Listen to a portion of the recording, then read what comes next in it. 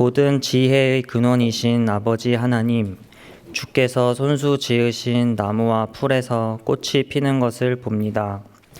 바람이 불고 눈, 비가 땅을 적시며 때때로 햇빛이 얼굴을 뜨겁게 달구는 것을 느낍니다.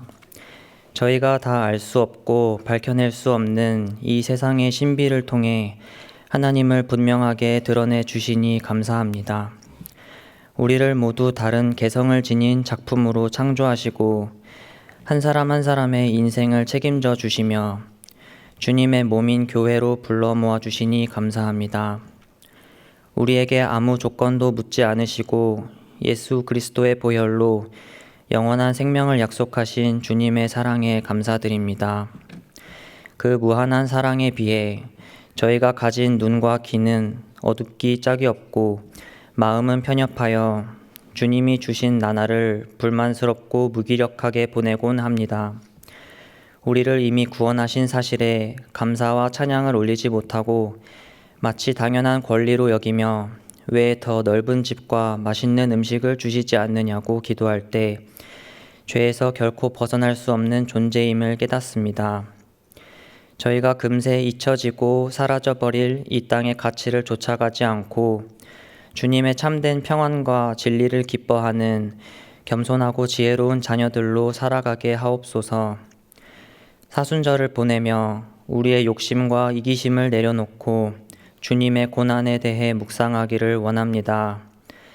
매일 끊이지 않고 수많은 사람들이 목숨을 잃는 전쟁과 자연재해, 경악을 금치 못할 절망적인 사건, 사고들을 목도할 때에 이 사회가 생명의 소중함을 가장 우선시하고 타인의 고통을 돌볼 수 있는 사회가 될 수 있도록 은총을 베풀어 주옵소서. 우리나라의 혼란스러운 정치 경제 상황이 공의를 회복하고 화합을 이루며 증오와 분노에 휩싸인 개인들이 서로를 배려하고 살아계신 하나님의 권능을 두려워하는 사회로 나아가기를 원합니다. 우리 교회가 창립 20주년을 맞으며 이 땅에 뿌려진 복음의 씨앗을 다시 떠올릴 때에 주님이 각자에게 맡긴 사명을 성실하게 감당하는 자녀들로 살아가게 하옵소서. 이 예배를 준비하기까지 수고한 모든 손길과 하나님께 드리는 찬양을 기쁘게 받아주시옵고 정한조 목사님을 통해 주님의 말씀이 한치의 오차 없이 선포되며 저희가 온전히 하나님과 교제하는 거룩한 예배로 만들어 주옵소서. 예수님의 이름으로 기도드립니다. 아멘. 오늘 우리에게 주시는 하나님 말씀은 에베소서 2장 19절에서 22절입니다. 그러므로 이제부터 너희는 외인도 아니요 나그네도 아니요 오직 성도들과 동일한 시민이요 하나님의 권속이라. 너희는 사도들과 선지자들의 터 위에 세우심을 입은 자라. 그리스도 예수께서 친히 모퉁이 돌이 되셨느니라. 그의 안에서 건물마다 서로 연결하여 주 안에서 성전이 되어가고 너희도 성령 안에서 하나님이 거하실 처소가 되기 위하여 그리스도 예수 안에서 함께 지어져 가느니라. 아멘. 이스라엘 자손은 애굽에서 400년 동안이나 노예살이를 했습니다. 고된 노동으로 인해서 노예살이는 참으로 고단했고 또 고달팠습니다. 모세가 태어날 무렵에는 태어난 갓난아기 중에서 나만은 나일강에 던져야 했을 정도였습니다. 그런 세월이 80년이 더 지나자 그들은 더 이상 견딜 수가 없는 지경에 이르렀습니다. 그래서 하나님을 향해 탄식하며 부르짖었습니다. 하나님께서는 그것을 들으시고 그들의 조상 아브라함과 이삭과 야곱에게 세우신 언약을 이루실 때가 되었음을 기억하시고 모세를 통해서 그들을 애굽에서 벗어나 가나안을 향하게 하셨습니다. 하나님께서 이스라엘 자손의 탄식과 부르짖음을 들으시고 그들을 출애굽하게 해 주셨던 것은 단지 그들의 고통을 경감시켜 주고 노예의 신분에서 자유인의 신분으로 만들어 주기 위함만이 아니었습니다. 하나님께서는 그들이 하나님을 닮은 거룩한 백성, 구별된 삶을 사는 백성이 되기를 원하셨습니다. 그래서 그들에게 허락하여 만들게 하신 것이 성막이었습니다. 성경에서 성막은 다양한 이름으로 불렸습니다. 대표적인 이름은 장막이었습니다. 그것이 표면적으로는 이동시설인 천막이었기 때문입니다. 그리고 그 안에 10계명의 돌판이 있다고 하여 증거의 장막이라 불리기도 했습니다. 뿐만 아니라 하나님께서 그곳에서 이스라엘 자손을 만나 주셨기 때문에 회막, 즉 만남의 천막이라고 불리기도 했습니다. 그 외에도 성소, 하나님의 집 등으로 불렸습니다. 마당까지 포함한 성막의 면적은 동서방향으로 100규빗, 남북 방향으로 50규빗이었습니다. 1규빗은 팔꿈치에서부터 손가락 끝까지의 길이로 약 45.6cm입니다. 그래서 성막은 동서방향으로 약 45.6m, 남북 방향으로 약 22.8m, 그 넓이는 약 1040제곱미터입니다. 그것을 평수로 말씀드리면 약 315평 정도입니다. 우리 교회가 지금 양화진 봉사관 증축 공사 중에 있습니다. 그 공사 대지 면적이 약 735제곱미터, 223평 정도 됩니다. 하나님께서 거하실 성막이 양화진 봉사관 증축 공사 면적의 1.5배 정도였습니다. 출애굽한 이스라엘 자손은 가장인 장정만 해도 60만 명이 넘었습니다. 그들 대부분에게는 가족이 있었을 것입니다. 그리고 출애굽한 사람들은 이스라엘 자손만이 아니라 수많은 잡족도 함께 있었습니다. 그래서 출애굽한 사람들은 최소한 200만 명은 넘었을 것입니다. 그럼에도 하나님의 집은 315평이었습니다. 그것도 마당까지 합친 넓이였습니다. 그 성막에서 가장 중요한 공간이 성소와 지성소입니다. 그 두 공간의 가로 세로 길이가 30규빗과 10규빗, 13.68m와 4.56m인데 면적으로는 약 62.4제곱미터, 평수로 하면 약 18.9평입니다. 그곳에서 하나님께서 사람을 만나 주셨습니다. 천지 만물을 창조하신 하나님께서 19평도 되지 않는 그 좁은 곳에서 거하시며 사람을 만나 주시겠다고 하셨습니다. 특히 대제사장이 1년에 단 하루 속죄일에 이스라엘 자손의 죄를 용서받기 위해서 들어간 곳이 지성소입니다. 그곳의 크기는 가로 세로 10규빗, 20.8제곱미터, 6.3평입니다. 천지 만물을 창조하신 하나님, 온 우주보다 크신 하나님이 우리를 만나시기 위해서 그 공간에 임해 주셨습니다. 이동용이었던 하나님의 집이 붙박이로 바뀌게 된 것이 성전이었습니다. 이스라엘의 건물 성전은 3번 지어졌는데 첫 번째 성전은 솔로몬 왕 때 지어졌다고 하여 솔로몬 성전이라 부릅니다. 그 성전은 주전 586년 남유다가 멸망할 때 초토화되고 말았습니다. 두 번째 성전은 유다 백성이 포로로 끌려갔던 바벨론에서 돌아와 스룹바벨의 지휘 아래 지었다고 하여 스룹바벨 성전이라 부릅니다. 그 성전도 로마의 폼페이우스 장군에 의해서 무너지고 말았습니다.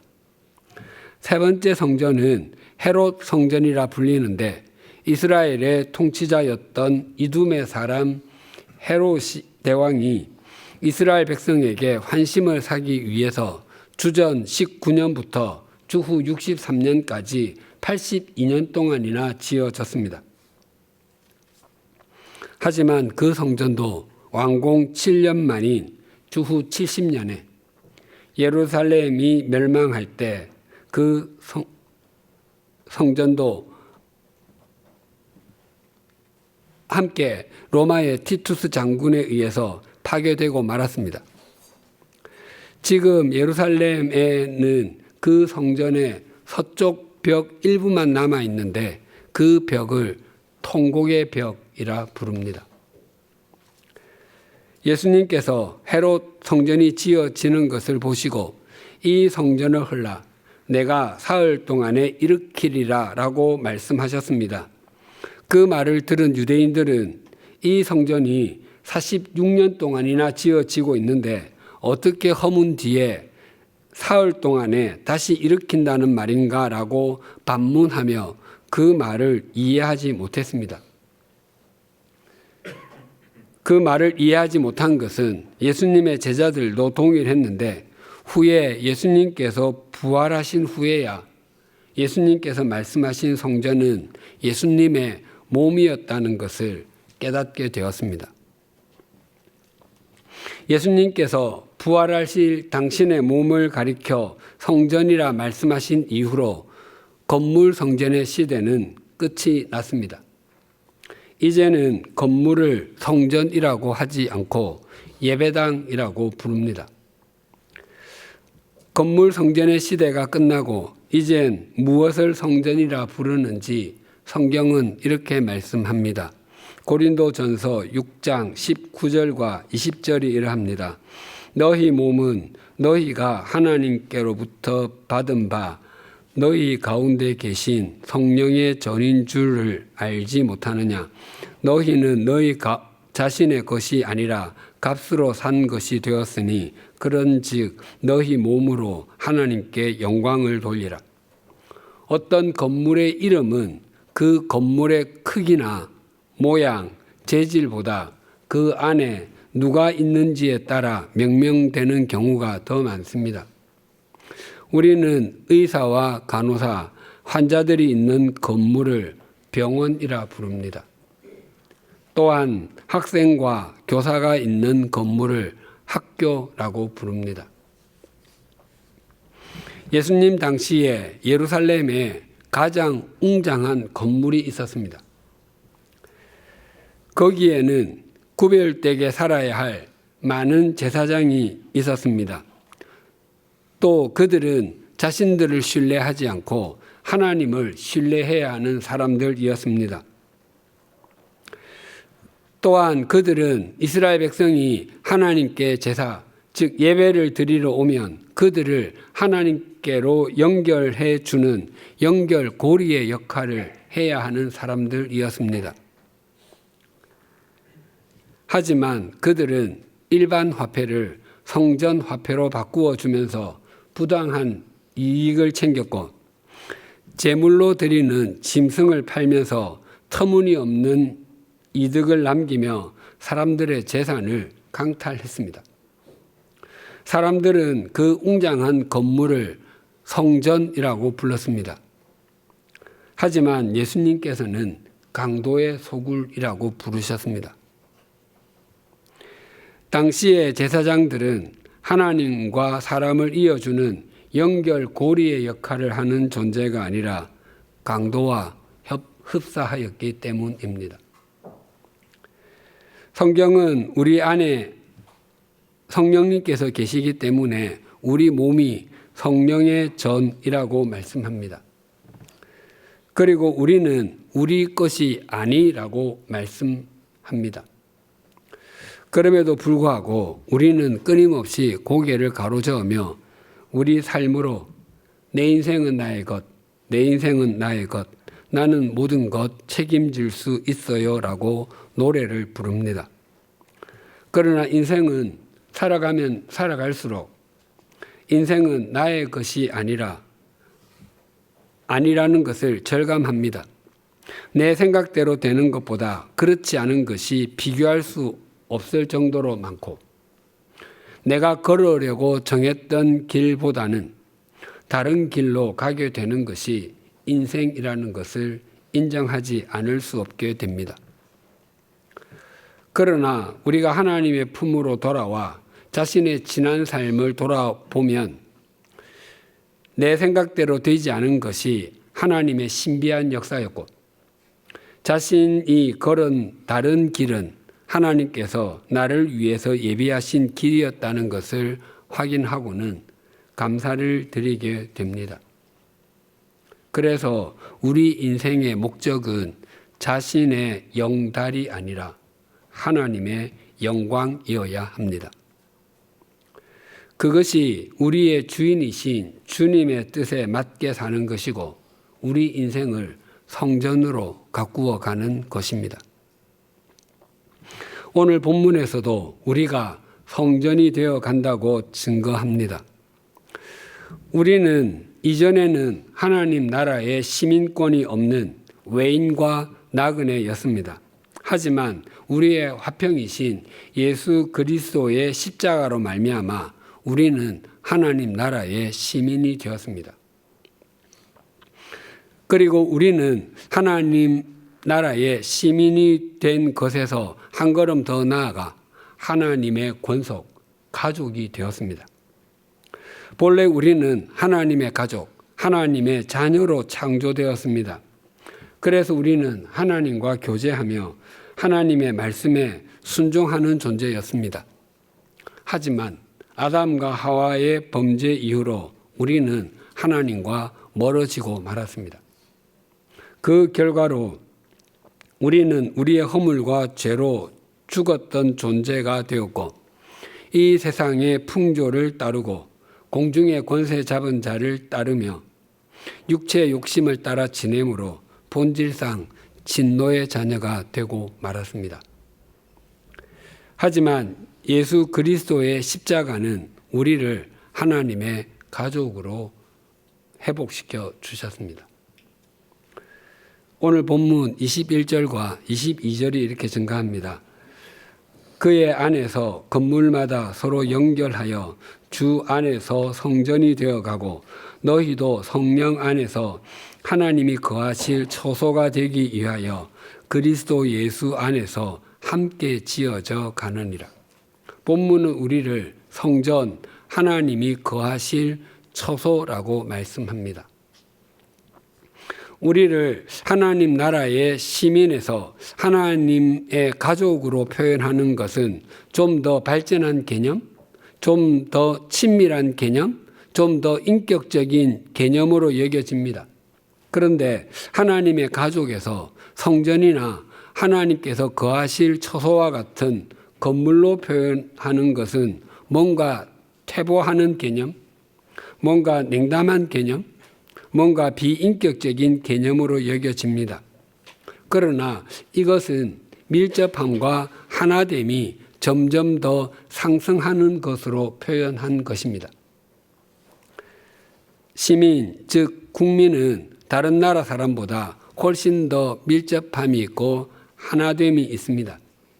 만약 월드컵 축구 경기 결승전에서 대한민국이 아르헨티나나 스페인과 맞붙게 되었다면 대부분의 대한민국 국민이 하나가 되어서 대한민국을 축구팀을 응원하고 승리를 기원할 것입니다. 물론 아르헨티나나 스페인에서도 마찬가지일 것입니다. 같은 나라 시민, 국민에게는 밀접함이 있습니다. 그러나 같은 나라 사람이어도 생각과 가치관, 삶의 방식은 굉장히 많이 다릅니다. 그러나 가족은 시민, 국민보다는 훨씬 더 밀접합니다. 같은 지역에 사는 시민이라 할지라도 인격적인 교류는 거의 없습니다. 또한 같은 마을, 같은 아파트 단지에 살아 서로 삶을 공유하는 부분이 있을지라도 그것은 극히 제한적입니다. 그러나 가족은 긴 시간을 함께 했고 한 식탁에서 밥을 먹고 집안의 대소사와 개인의 대소사는 물론 기쁨과 슬픔 등의 감정을 함께 나누었기 때문에 훨씬 더 긴밀합니다. 그러나 본래 한 가족이었을지라도 지금은 여러 가지 이유로 서로 다른 지방에 사는 가족도 많고 심지어 해외에 사는 가족도 적지 않습니다.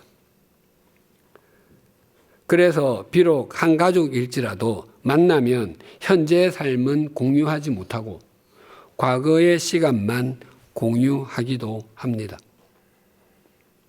하지만 우리를 성전, 하나님이 거하실 처소라고 하는 것은 굉장히 밀접한 관계, 하나됨의 관계라는 것입니다. 그래서 건물마다 서로 연결하여라는 말은 우리 전체가 하나의 건물이라는 것입니다. 시민과 가족은 따로따로일 수 있지만 건물은 따로따로일 수가 없습니다.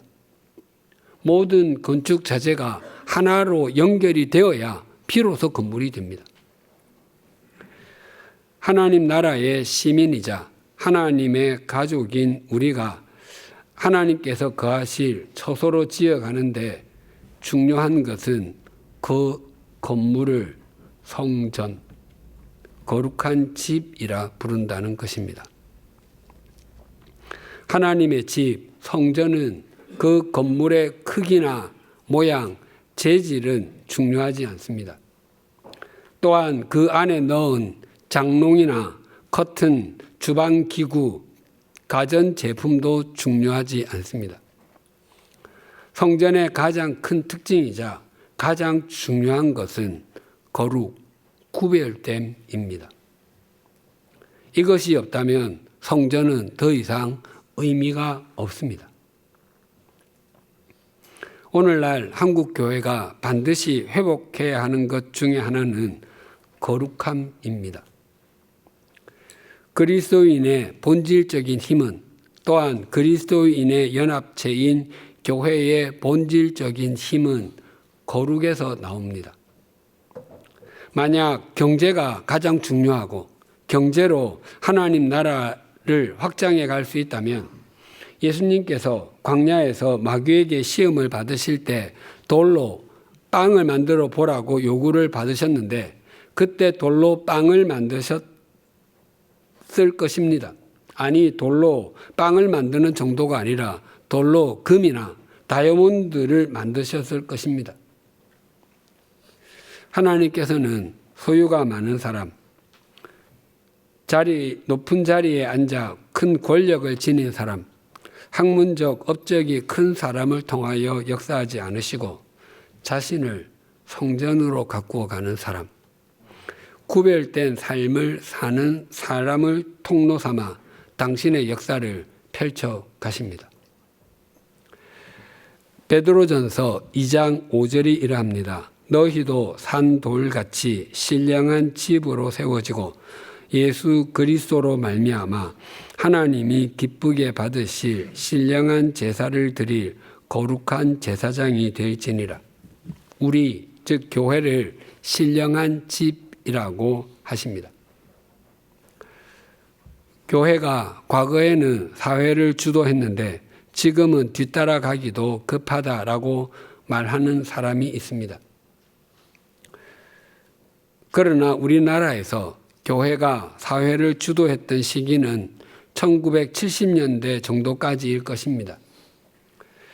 그때는 소위 앞서간다는 서양 문물이 교회를 통해서 들어왔기 때문에 앞서갈 수밖에 없었습니다.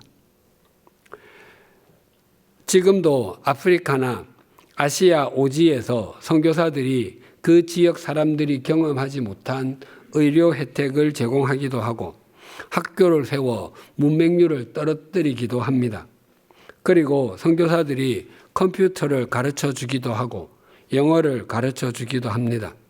그래서 어떤 선교사는 그 지역의 책임자나 그 나라의 장차관과 친분을 유지하기도 합니다. 그런 지역은 틀림없이 교회가 여러 면에서 사회를 앞서가는 곳일 것입니다. 그러나 문명적 측면에서 교회는 사회를 앞서갈 수 없습니다. 왜냐하면 세상과 교회는 서로 추구하는 것이 다르기 때문입니다. 사회, 즉 세상은 세속적 가치관이라고 표현할 수 있는 더 많은 부와 눈에 보이는 것이 전부라고 여기는 것을 추구하는 곳이고, 교회는 영원한 가치관, 진리와 생명을 추구하는 곳이기 때문입니다. 그런 측면에서 교회가 사회를 앞지르려고 하면 교회는 반드시 부패하고 말 것입니다. 오늘은 주님의 고난을 묵상하며 부활을 기리는 사순절 5째 주일입니다. 예수 그리스도께서는 우리를 하나님 나라의 시민이 되게 하시고 하나님의 가족이 되게 하시며 점점 성전다운 성전이 되어 가게 하기 위해 십자가에서 대속의 피를 흘려주셨습니다. 만약 우리가 성전이 되어 가는 것을 거부한다면 예수님의 십자가를 무의미하게 만드는 것과 같습니다. 혹 자신의 삶이 그러하였다면 이 참회의 절기에 참회하고 돌이키십시다. 우리는 하나님의 섭리와 역사심을 통해서 시차를 두고 100주년 기념교회로 부르심을 받았고 하나의 공동체를 구성하고 있습니다. 우리 각자가 100주년 기념교회이기도 하고 성전이기도 한 것입니다. 그러나 우리 자신의 참된 성전됨의 여부는 이 예배당 안에서가 아니라 이 예배당에서 흩어진 이후 우리의 일상의 삶을 통해서 드러나게 됩니다. 오늘 우리가 이 예배당에서 예배를 드리고 일상으로 돌아간 다음 월요일부터 토요일까지 그저 세속적인 가치관만 추구한다면 우리는 세상 사람들과 다를 바가 하나도 없을 것입니다. 그럴 경우 우리가 세속적 가치관을 추구하면 할수록 그리스도인과 교회는 더욱더 손가락질의 대상이 될 것이고 세속적 가치관을 추구하는 그리스도인은 아무리 많아져도 우리 사회의 갈등과 반목은 점점 커지기만 할 것입니다. 그러나 우리가 오늘 이 예배당에서 예배를 드린 후 우리 각자의 일상으로 흩어져 월요일부터 토요일까지 십자가에서 피를 흘려주심으로 우리를 하나님 나라의 시민이 되게 하시고 하나님의 가족이 되게 해주신 주님을 주인으로 삼고 성전이 되어 간다면 우리가 어디에 있든 무엇을 하든 이 시대를 새롭게 하는 주님의 진정한 통로가 될 것입니다. 예수님께서는 산상수훈에서 이렇게 말씀하셨습니다. 마태복음 5장 13절에서 16절입니다. 너희는 세상의 소금이니 소금이 만일 그 맛을 잃으면 무엇으로 짜게 하리요? 후에는 아무 쓸데없어 다만 밖에 버려져 사람에게 밟힐 뿐이니라. 너희는 세상의 빛이라. 산 위에 있는 동네가 숨겨지지 못할 것이요 사람이 등불을 켜서 말 아래에 두지 아니하고 등경 위에 두나니 이러므로 집 안 모든 사람에게 비추느니라. 이같이 너희 빛이 사람 앞에 비추게 하여 그들로 너희 착한 행실을 보고 하늘에 계신 너희 아버지께 영광을 돌리게 하라. 예수님께서는 제자들에게 너희는 세상의 소금이다. 너희는 세상의 빛이다 라고 말씀하셨습니다. 예나 지금이나 소금의 가장 중요한 역할은 맛을 내는 것입니다. 소금이 전혀 들어가지 않은 음식을 먹는 것은 거의 고문에 가까울 것입니다. 너희는 세상의 소금이다 라고 말씀하시는 것의 이면에는 세상은 맛이 없는 곳이다. 세상은 그리스도인들을 통해서 맛이 나는 곳이다라는 의미를 담고 있습니다. 사람들이 세상에서 추구하는 것은 크게 세 가지: 돈, 섹스, 즉 쾌락, 그리고 권력입니다. 사람들은 그것들을 움켜쥐는 것이 만난 인생을 사는 것이라 여기고 그것들에게 절대적인 가치를 부여하여 어떻게 해서든지 더 큰 것, 더 많이 갖기 위해서 동분서주합니다. 그러나 세상은 참된 맛, 그리고 영원한 맛을 낼 수 없는 곳입니다. 또한 냉장고가 없던 당시에 또 하나 소금의 중요한 역할은 방부제였습니다. 음식을 긴 기간 보관하기 위해서 소금에 절이곤 했습니다. 그러니까 이 말씀은 세상이 부패하지 않도록 막는 존재가 바로 제자들, 그리스도인들이라는 의미입니다. 그런데 예수님께서는 만일 소금이 그 맛을 잃으면 아무 쓸데없어 밖에 버려져 사람들에게 밟힐 뿐이라고 경고도 하셨습니다. 우리나라의 소금은 대부분 천일제염입니다. 즉 바닷물을 끓여다가 염전해서 만든 것입니다. 그래서 소금이 그 맛을 잃는다는 것이 무슨 의미인지 빨리 와닿지 않습니다. 유럽의 여러 관광지에는 꼭 빠지지 않는 것이 소금 광산입니다. 즉 바다에서 만드는 소금을 제염이라고 한다면 산에서 채취하는 소금을 암염이라고 합니다. 오스트리아에서 가장 유명한 도시 중에 하나이자 모차르트의 고향인 잘츠부르크도 그 뜻이 소금성입니다. 이렇듯 유럽의 소금은 대부분 암염, 즉 돌에 붙은 소금입니다. 예수님께서 그 암염을 두고 말씀하시는 것이었습니다. 당시엔 소금이 귀했기 때문에 소금을 땅 속에 숨겨두곤 했습니다. 그러다가 종종 땅 속에 있던 수분이 염분을 녹여버리는 바람에 염분이 사라진 조그만 돌멩이 조각들만 남곤 했습니다. 그것들은 모양은 틀림없는 소금인데 염분은 별로 없는 돌조각들이었습니다.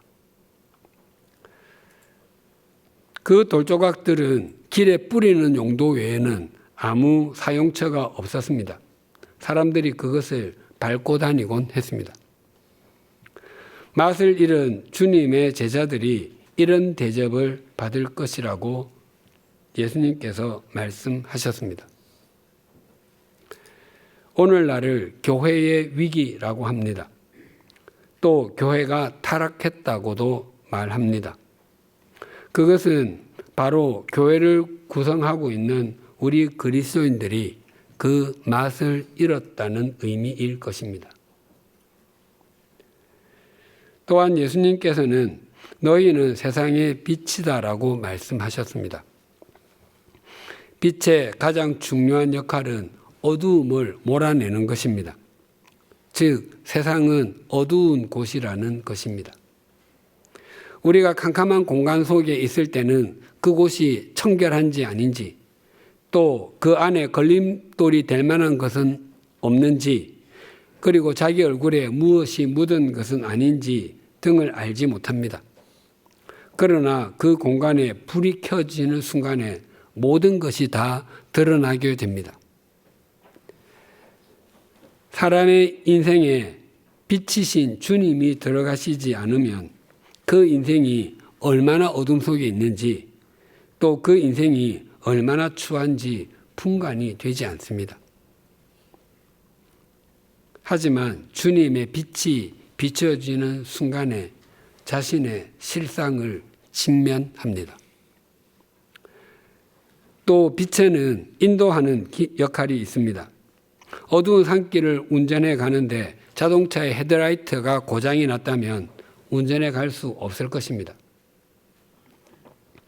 오늘날은 과히 속도의 시대입니다. 생각의 속도가 모든 것을 결정한다라고 말하기도 합니다. 그러나 바르지 못한 방향으로 질주하는 속도는 흉기가 됩니다. 시속 300km의 속도로 질주하는 경주용 자동차는 관중들에게 흥미진진한 볼거리를 제공합니다. 그래서 사람들은 자동차 경주를 열광하며 봅니다. 그런데 만약 그 자동차가 자동차 경주장 위에 있지 않고 사람들이 많이 모여 있는 광장으로 질주한다면 살인 무기가 될 것입니다. 세상은 바른 방향을 알지 못하는 곳입니다.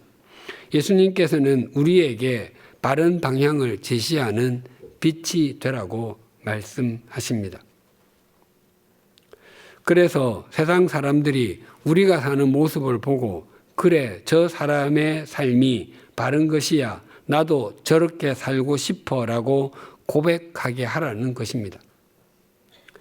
물론 처음에는 바보처럼 산다고 혀를 찰지도 모릅니다. 하지만 결국은 수용하게 될 것입니다. 예수님께서는 제자들에게 너희는 세상의 소금이다. 너희는 세상의 빛이다 라고 말씀하셨습니다. 당시의 제자들은 베드로를 비롯한 12명만이 아니라 주님과 주님의 말씀에 자신의 삶을 얹고 자신의 삶을 드렸던 사람들입니다. 그들 중 다수는 가난하고 많이 배우지 못한 갈릴리의 어부들이었습니다. 또 마태와 같이 손가락질을 받았던 세리도 있었습니다. 그럼에도 불구하고 예수님께서는 그들에게 너희는 세상의 소금이다. 너희는 세상의 빛이다 라고 단언해서 말씀하셨습니다. 당시 이스라엘에도 가진 것이 많은 부자가 왜 없었겠습니까? 헤롯 왕가와 더불어 이스라엘 각 지역을 통치했던 고위 관리들, 귀족들도 적지 않았을 것입니다. 그리고 다양한 분야에서 학문적, 업적을 이룬 사람도 있었을 것입니다. 그러나 예수님께서는 그들에게 너희는 세상의 소금이다. 너희가 세상의 빛이다라고 말씀하지 않으셨습니다. 비록 볼품없어 보여도 제자들에게 말씀하셨습니다. 그 제자들이 오순절에 성령님께서 임하시고 난 후에 사도행전의 주역이 되었고 세상을 새롭게 했습니다. 예수님께서는 우리에게도 세상의 소금이고 세상의 빛이라고 말씀하십니다. 그것은 우리로 하여금 이 세상 속 우리 삶의 자리에서 성전다운 성전으로 되어 가라는 것과 같은 의미입니다. 우리가 성전다운 성전으로 되어 가는 것보다 더 주님께 잡힌 바 된 그것을 잡으려고 달려가는 삶은 없습니다.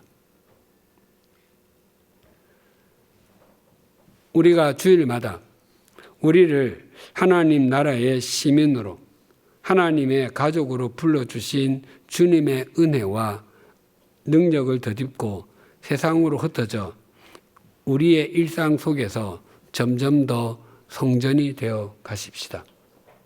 그러면 우리가 아무리 작고 연약한 존재라고 할지라도 우리를 불러주신 주님께서 점점 성전이 되어가는 우리를 통해 우리가 상상치도 못한 당신의 섭리를 이 시대의 역사 속에 펼치실 것입니다.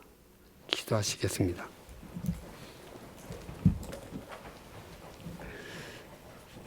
하나님 아버지, 우리를 하나님 나라의 시민으로 삼아주신 것도 감사하고 하나님의 가족이 되게 해주신 것만 해도 감격스러운데 우리를 하나님께서 거하시는 성전으로 삼아주시며 점점 성전다운 성전이 되어가게 해주셔서 감사합니다. 하지만 오늘날 주님의 이름이 존중받지 못하고 교회가 교회답지 못하다는 말을 듣는 것은 우리가 성전다운 성전으로 되어가지 못하고 있기 때문임을 고백합니다. 오늘 사순절 5째 주일을 맞아 성전다운 삶을 살아가려고 하지 않고 세속적 가치관을 따르며 사는 것이 인생을 더 성공적으로 사는 것으로 생각했던 우리의 이기심과 욕망을 참회하오니 용서하여 주시옵소서. 우리가 주일에 예배당을 찾아서 예배를 드리는 것은 그것만이 목적이기 때문이 아니라 예배를 통해서 주님의 은혜와 능력을 덧입고 우리 삶의 자리에서 성전이 되어 가기 위함인 것을 잊지 않게 하여 주시옵소서. 하나님 아버지, 대통령 탄핵 심판에 대한 헌법재판소의 선고가 내려졌습니다. 이 일이 대한민국의 모든 부분에서 정상성을 회복해가는 재출발점이 되게 하여 주시옵소서. 그리고 예수님께서 당신의 육체로 중간에 막힌 담을 허셨듯이 이제는 성전다운 성전이 되어가는 우리가 주님을 본받아 사람과 사람 사이에 막힌 담을 헐고 갈기갈기 찢긴 우리 사회를 꿰매어 국민 화합을 이루어가는 주님의 통로가 되게 하여 주시옵소서. 예수님의 이름으로 기도드립니다. 아멘.